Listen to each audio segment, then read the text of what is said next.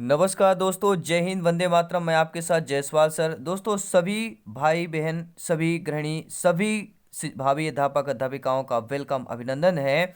Hindi grammar के mock test में बात करेंगे। 30 महत्वपूर्ण क्वेश्चन बात करने वाले हैं यहाँ पे। ठीक है, बहुत इंपॉर्टेंट रहेगा। आपको पता है कि गद्यांश पद्यांश में 30 क्वेश्चन जो हैं आपके लिए बहुत ही हेल्पफुल करेंगे। गद्यांश पद्यांश में इसी प्रकार के प्रश्न पूछे जाते हैं। तो ये दोस्तों 40 नंबर पार्ट है। पिछले पार्ट देखना चाहते हैं तो आपको प्लेलिस्ट में मिल जाएंगे सारे इसके पिछले जो प्रीवियस पार्ट हैं। तो चलिए शुरू करते हैं। पहला प्रश्न आपकी स्क्रीन पर है और तो साथ साथ सी-टेट के लिए बेस्ट सीरीज अगर आपको परचेज करना है तो कर सकते हैं। यहाँ पे 50% डिस्काउंट है। जयसवाल सर 50 कोड के लिए, वर्ग 3 के लिए भी सीरीज जहाँ से आप लोग प्राप्त कर सकते हैं। बाकी फ्री क्लासेज आपको जयसवाल कोचिंग सेंटर के माध्यम से मिलती रहेंगी। तो परीक्षा ऐप इंस्टॉल कर सकते हैं। ठीक है, वहाँ पे आपको 150 मॉक टेस्ट रहता है। ठीक है, चलिए वहाँ पे आपको पहला फ्री आपको मिलेगा, एक आपका जो टेस्ट फ्री मिलेगा। इसके बाद अच्छा लगता है तो आप वहाँ पे आगे के प्रोसेस कर सकते हैं। पहला प्रश्न स्क्रीन पर है, अर्थ के विचार से संज्ञा कितने प्रकार के होते हैं। अगर यहाँ पर देखा जाए अर्थ के विचार से संज्ञा कितने प्रकार के होते हैं, 4, 5, 6 या 7 प्रकार के होते हैं। तो हम बात करते हैं अर्थ के आधार पर। अर्थ के आधार या अर्थ के विचार पर संज्ञा आपके दोस्तों कितने प्रकार के होते हैं, यहाँ पर देख सकते हैं। व्यक्तिवाचक, जातिवाचक, द्रव्यवाचक, समूहवाचक, भाववाचक, 5 प्रकार के होते हैं। अर्थ के विचार से संज्ञा आपके व्यक्तिवाचक, जातिवाचक, द्रव्यवाचक, समूहवाचक, भाववाचक 5 प्रकार के होते हैं। दूसरा प्रश्न है कि इनमें से कौन सा शब्द व्यक्तिवाचक संज्ञा है। गाय, पहाड़, यमुना, आम। तो व्यक्तिवाचक कौन सा हो जाएगा, तो यमुना दोस्तों हैं। सी ऑप्शन है। आप लोग भी कमेंट माध्यम से बताते चलें। तो यमुना क्या हो जाएगा, यहाँ पे आपका व्यक्तिवाचक संज्ञा हो जाएगा। सी ऑप्शन सही हो जाएगा। अगला प्रश्न दिया गया है कि इनमें से कौन सा शब्द जातिवाचक संज्ञा नहीं है। निगेटिव प्रश्न, ध्यान दीजिएगा। जातिवाचक संज्ञा नहीं है। जवान, बालक, सुंदर, मनुष्य। तो आप देखेंगे जवान भी है, बालक भी है, मनुष्य, ये तीनों आपकी जातिवाचक संज्ञा है। लेकिन सुंदर, यहाँ पे सुंदर जो शब्द लिखा गया है ये भाववाचक है। सुंदर क्या कोई भी दिया रहेगा कि बालक सुंदर है, बालिका सुंदर है, लड़की सुंदर है, यानी कि सुंदर ये शब्द क्या कहलाता है, ये उसका भाव बता रहा है। भाववाचक में आएगा। जातिवाचक में जवान, बालक और मनुष्य आ जाएगा। बहुत बहुत धन्यवाद सभी मित्रों को। उम्मीद है दोस्तों आप लोगों ने एक बार वीडियो को अवश्य लाइक कर लिया होगा। बहुत बहुत धन्यवाद। अगला प्रश्न देखते हैं कि निम्नलिखित में से कौन सा शब्द जो है भाववाचक संज्ञा नहीं है। निगेटिव प्रश्न है। मिठाई, चतुराई, लड़ाई, उतराई। तो देखिए यहाँ पर चतुराई, लड़ाई, उतराई ये हमारे भाववाचक संज्ञा है। लेकिन जो मिठाई शब्द दिया गया है ये हमारा भाववाचक नहीं है, ये भाववाचक संज्ञा में नहीं आता। मिठाई क्या आता है, किस में आता है, सभी लोग कमेंट करेंगे मिठाई किस शब्द में आएगा। और इस अगर भाववाचक संज्ञा अगर यहाँ पे क्या होता, मिठास लिखा होता, ध्यान दीजिए, अगर मिठास लिखा होता तो हमारा भाववाचक में आता। मिठाई क्या आ जाएगा, मिठाई हमारी जातिवाचक संज्ञा में आ जाएगी। ठीक है, और भाववाचक में आपका मिठास हो जाएगा। अगला प्रश्न है, कौन सा शब्द जातिवाचक संज्ञा का है। लड़का, सेना, श्याम, दुख। तो सभी लोग जानते हैं लड़का शब्द आपका जातिवाचक हो जाएगा। बहुत ही सिंपल साधारण सा प्रश्न है। ठीक है, छठवां प्रश्न देख लेते हैं। दिया गया कि कौन सा शब्द स्त्रीलिंग है। सहारा, सूचीपत, सियार और परिषद। सभी लोग कमेंट करेंगे, फीडबैक करेंगे। और आज की क्लास में मॉक टेस्ट में 30 में से आपका कितना स्कोर है फटाफट कमेंट के माध्यम से बताना है। तो कौन सा शब्द स्त्रीलिंग होगा, सहारा, सूचीपत्र, सियार या परिषद। तो परिषद जो शब्द है ये हमारा क्या है, स्त्रीलिंग में आ जाएगा। डी ऑप्शन सही हो जाएगा। नेत्री शब्द का पुल्लिंग शब्द क्या होगा, नेता, नेत्र, नेतिन या नेताइन होगा। ठीक है, तो नेत्री शब्द का जो पुल्लिंग पूछा जाएगा तो आपको क्या बताना है, नेत्री शब्द का जो पुल्लिंग होता है दोस्तों वह होता है आपका नेता की बात करेंगे। जी हाँ, पहले ऑप्शन के साथ जाएंगे। बहुत बहुत धन्यवाद सभी मित्रों को। जय हिंद है, वंदे मातरम है। दोस्तों यहाँ पे सिलेक्शन सर्वोपरि है, पावर्ड बाई शिक्षा ही प्रकाश है। दोस्तों कारक के भेद कितने होते हैं, कारक के कितने भेद होते हैं, 7, 8, 9, 10। सभी लोग जानते हैं हिंदी में कारक के 8 भेद होते हैं। कौन कौन से होते हैं, कर्ता कारक, कर्म, करण, संप्रदान, अपादान, संबंध, अधिकरण, संबोधन। 8 कारक आपके हिंदी में होते हैं। और इस कारक से चलिए क्वेश्चन कर लेते हैं। के लिए किस कारक का चिन्ह है, के लिए किस कारक का चिन्ह है।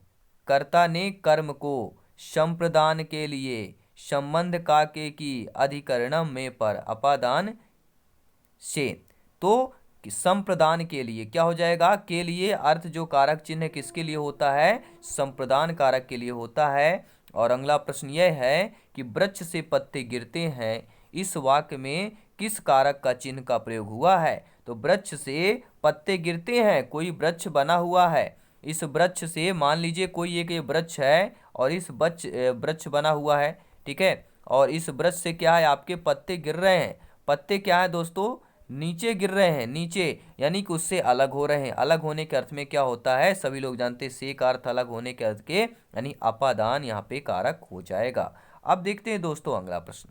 वृक्ष पर पक्षी बैठे हैं, वृक्ष पर बच्ची बैठे हैं, इस वाक्य में कौन सा कारक है। वृक्ष पर पक्षी बैठे हैं, यानी कि वृक्ष में पर पक्षी बैठे हैं, और में पर किस कारक का चिन्ह है, तो आप लोग जानते हैं अधिकरण में पर, यानी कि सी ऑप्शन सही हो जाएगा। बहुत बहुत धन्यवाद। अगला प्रश्न है, वह घर से बाहर गया, इस वाक्य में कौन सा कारक आएगा। वह घर से बाहर गया, घर से बाहर गया यानी घर से दूर चला गया, अलग हो गया, तो अलग होने के अर्थ में क्या हो गया, अपादान आपका कारक होता है, यानी कि डी ऑप्शन आपका सही हो जाएगा। अगला प्रश्न है कि चारपाई पर भाई साहब बैठे हैं, आता है ना कि चारपाई पर भाई साहब बैठे हैं, इस वाक्य में जो चारपाई शब्द है इस किस कारक में आएगा।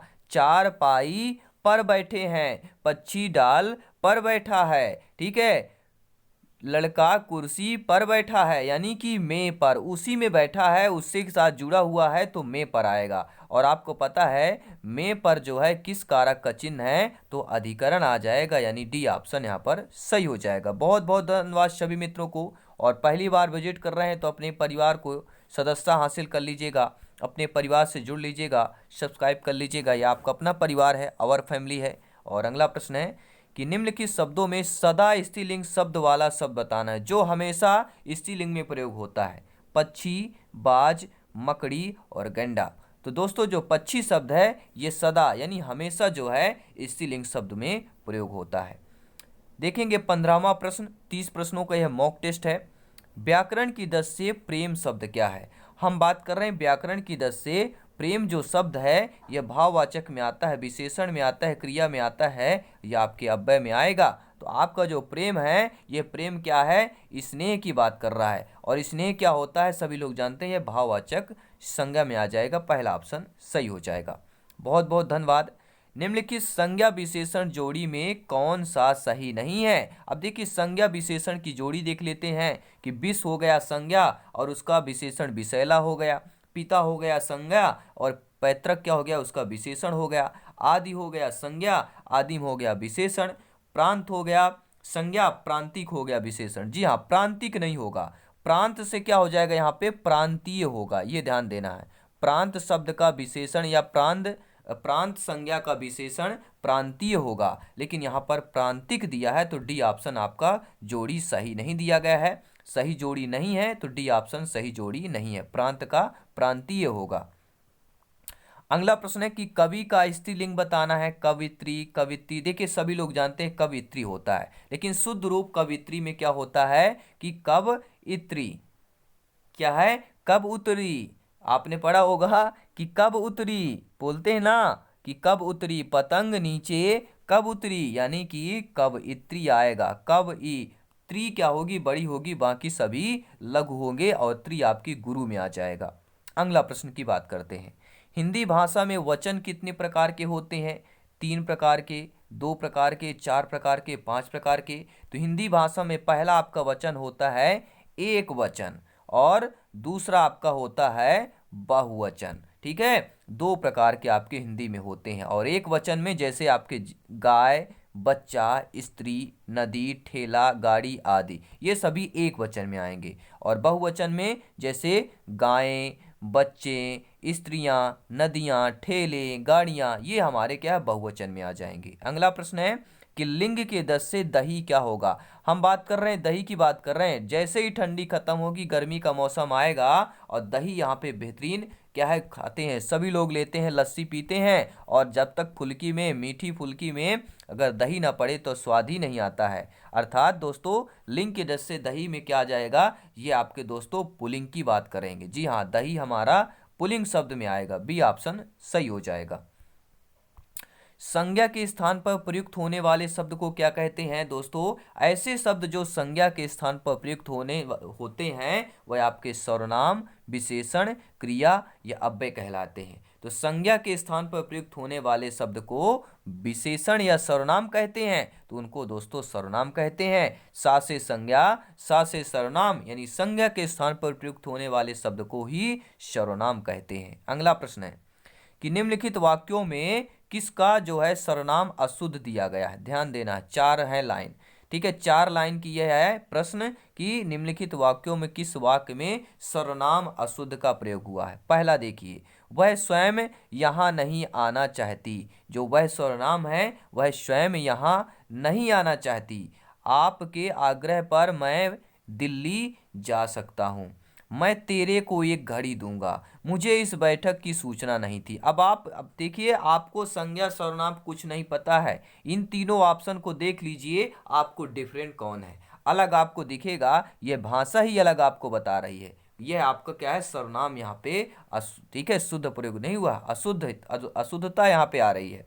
तो सी ऑप्शन सही हो जाएगा, क्योंकि शिक्षकों में शुद्धता और शिक्षकों की भाषा, क्योंकि शिक्षक वो होते हैं राष्ट्र निर्माण में सबसे बड़ा योगदान होता है, और शिक्षा का जो ठीक है सम्मान होता है, उनका जो कार्य होता है वह शिक्षा देना होता है, संस्कार देना होता है बच्चों में, ठीक है। तो मुझे किस प्रकार का सर्वनाम है? जी, ये मुझे लिखा हुआ है, ये आपका किस प्रकार का सर्वनाम है? उत्तम पुरुष है, मध्यम पुरुष है, अन्य पुरुष है, या इनमें से कोई नहीं है? सभी लोग बताएंगे। तो मुझे यहाँ पे क्या हो जाएगा, आपका उत्तम पुरुष हो जाएगा, पहला ऑप्शन सही हो जाएगा। सर्वनाम के कितने प्रकार होते हैं? 4, 5, 6, 7। तो अगर हम सर्वनाम की बात करते हैं, कारक तो आपके 8 होते हैं, लेकिन जब सर्वनाम पूछा जाए तो सर्वनाम आपके दोस्तों कितने प्रकार के होते हैं? पहला 5 प्रकार के होते हैं। 5 होते कि 6? नहीं दोस्तों, 6 प्रकार के होते हैं, गलती नहीं करना है। पहला प्रकार है पुरुषवाचक सर्वनाम, निजवाचक सर्वनाम, निश्चयवाचक सर्वनाम, अनिश्चयवाचक सर्वनाम, प्रश्नवाचक सर्वनाम और आपका संबंधवाचक सर्वनाम। सर्वनाम कितने प्रकार के होते हैं? 6 प्रकार के। और निश्चयवाचक सर्वनाम कौन सा होगा? क्या, कुछ, कौन, यह। तो यहाँ पे जो यह लिखा हुआ है डी ऑप्शन, ये क्या होगा? निश्चय सर्वनाम है, ठीक है। क्या हो जाएगा? निश्चयवाचक सर्वनाम आपका यह कहलाएगा। जैसे सरल शब्द में जो सर्वनाम शब्द किसी निश्चित व्यक्ति, वस्तु अथवा घटना की ओर संकेत करते हैं उन्हें क्या है दोस्तों? उसे निश्चयवाचक सर्वनाम कहते हैं। फॉर एग्जाम्पल, उदाहरण के तौर पर यह, वह, ए और वे, ये क्या हो जाएंगे? निश्चयवाचक सर्वनाम के उदाहरण हो जाएंगे। अगला प्रश्न है, इनमें अनिश्चयवाचक सर्वनाम कौन सा आएगा? कौन, जो, कोई, वह। अनिश्चय यानी कि जिसका कोई निश्चित ना हो, यानी कि कोई भी आ सकता है। कोई, देखो कोई आ रहा है, निश्चित नहीं है। कोई जा रहा है, कोई आ सकता है, कोई देख रहा है, कोई झांक रहा है, यानी जो कोई शब्द है ये आपका अनिश्चित सर्वनाम है, निश्चित नहीं बता रहा है। यहाँ पे सी ऑप्शन सही हो जाएगा। अर्थात जिस सर्वनाम से किसी निश्चित व्यक्ति या पदार्थ का बोध नहीं होता है उसे अनिश्चयवाचक सर्वनाम कहते हैं। जैसे बाहर कोई है, मुझे कुछ नहीं मिला, ठीक है, ये क्या हो जाएगा? अनिश्चयवाचक सर्वनाम। यानी जो सर्वनाम शब्द किसी निश्चित व्यक्ति, वस्तु अथवा स्थान का बोध नहीं करवा पाता उसे अनिश्चयवाचक सर्वनाम कहते हैं। 5 प्रश्न और देख लेते हैं, बेहतरीन लाजवाब प्रश्न है कि यह घोड़ा अच्छा है।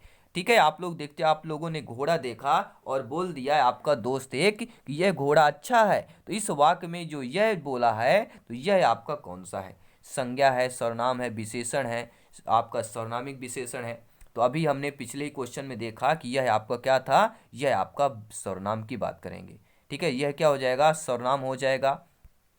और इनमें से संबंध सर्वनाम कौन सा होगा? कोई, कौन, जो, वह। संबंध यानी जो संबंध बताता हो, ऐसा सर्वनाम जो संबंध बताता हो या बनाता हो या क्रिएट करता हो, कनेक्टिविटी क्रिएट करता है, संबंध सर्वनाम आपका दोस्तों वह कहलाएगा। क्या है वह? यहाँ पे क्या हो जाएगा? संबंध सर्वनाम हो जाएगा। और बात करेंगे अगले प्रश्न की कि संज्ञा या सर्वनाम की विशेषता बतलाने वाले शब्दों को क्या कहते हैं? विशेषण, विशेष, क्रिया, अव्यय। तो सभी लोग जानते हैं संज्ञा या सर्वनाम की जो विशेषता बतलाते हैं वे शब्द हमारे विशेषण कहलाते हैं। बहुत बहुत धन्यवाद सभी दोस्तों का। उम्मीद है दोस्तों आप लोगों ने वीडियो अंत तक जरूर देखा होगा, ये वीडियो बहुत ही मदद लगा होगा। और ये क्लास, ये सेशन बेहतरीन लाजवाब है और इसी तरह क्लास है जिससे बेस्ट तैयारी होने वाली है, क्योंकि दोस्तों यहाँ पे सिलेक्शन सर्वोपरि है। बात करने वाले हैं कि विशेषण कितने प्रकार के होते हैं। हम बात कर रहे हैं भैया विशेषण की बात कर रहे हैं। जी हाँ, सर्वनाम तो आपने 6 प्रकार देख लिया, 8 प्रकार के आपके कारक हो गए। अब ये बताइए विशेषण कितने प्रकार के होते हैं। 3 प्रकार के, 4 प्रकार के, 5 प्रकार के, 6 प्रकार के। तो विशेषण होते हैं दोस्तों 4 प्रकार के। कौन कौन से होते हैं? पहला होता है गुणवाचक विशेषण, दूसरा होता है संख्यावाचक, तीसरा होता है परिणामवाचक और चौथा होता है आपका सर्वनामिक विशेषण। 4 प्रकार के आपके विशेषण होते हैं। और ये एक मॉक क्वेश्चन है, आप लोगों के लिए एक मॉक क्वेश्चन है, सभी लोग जानते हैं। अंत में एक मॉक क्वेश्चन आपके लिए लाते हैं और इसका आंसर आपको कमेंट बॉक्स में बताना है। मॉक क्वेश्चन का आंसर क्या होने वाला है आपको कमेंट बॉक्स में बताना है कि निम्नलिखित शब्दों में कौन सा शब्द विशेषण है। सच्चा, शीतलता, नम्रता, मिठास। 4 आपके ऑप्शंस है, चारों ऑप्शन में एक चूज करना है और बताना है कि विशेषण शब्द कौन सा है। ठीक है, आई होप ये 30 क्वेश्चन आपको बहुत ही अच्छे लगे होंगे। ठीक है, आपका फीडबैक बहुत ही अच्छा मिलेगा। जल्दी मिलते हैं दोस्तों नेक्स्ट क्लास में। सभी मित्रों को जय हिंद, वंदे मातरम, शुभ रात्रि, धन्यवाद सभी का।